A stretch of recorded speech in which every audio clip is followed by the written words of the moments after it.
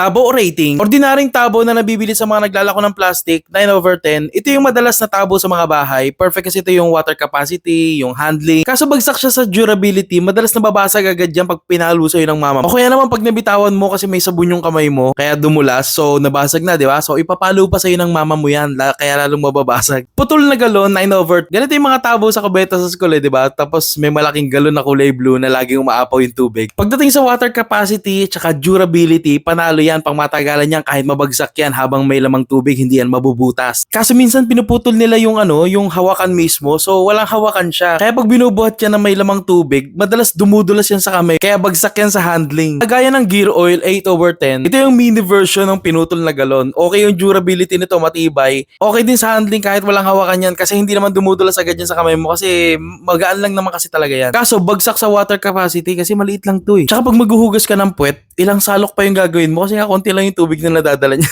Lata, 6/10. Minsan kasi may matalim dyan sa may bibig niya na nakakasugat sa kamay. Tapos ang bigat din ito pag may laman tubig, pag nabitawan mo pa, tapos malalaglag sa paa mo, talagang kahit yung kapatid mo na hindi ka naman talagang mumurahin mo.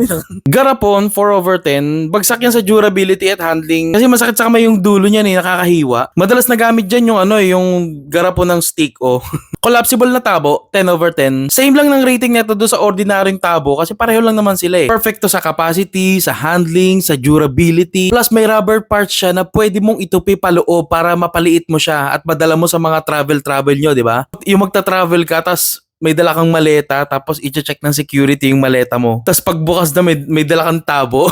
Pero angas ng collapsible na tabo na yun I-click nyo yung link dyan kung saan mabibili yan, panalo yan, promise. Pero bago natin ituloy, shoutout muna tayo sa mga tropa natin at ng mga tagapanood mula sa Planet Namek. Ayan, gusto nyo shoutout Si Russell Ronquillo, Sean Borilla, Gino Bartoses, Ian Salva, Isaac Gabriel, Noah Cacao, Carl Eugene Basbas, John Connor, Sutter Vince Garay, at Angel Marquez. Ayan, pakikumusta na lang kami kay Tito Piccolo.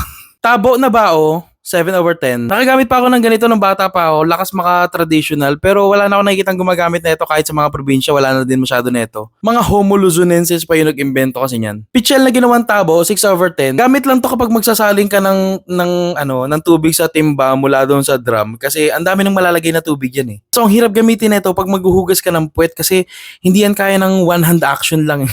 Two-tone na tabo, 7/10. Same lang naman yung mga ordinaryong tabo, kaya lang napakamahal nito. Tapos ang masaklapan niya, gagamitin mo lang naman panghugas ng puwet, di ba? Tabo ng mga takot sa tubig, 5/10. Ba't nga ba ng hawakan nito?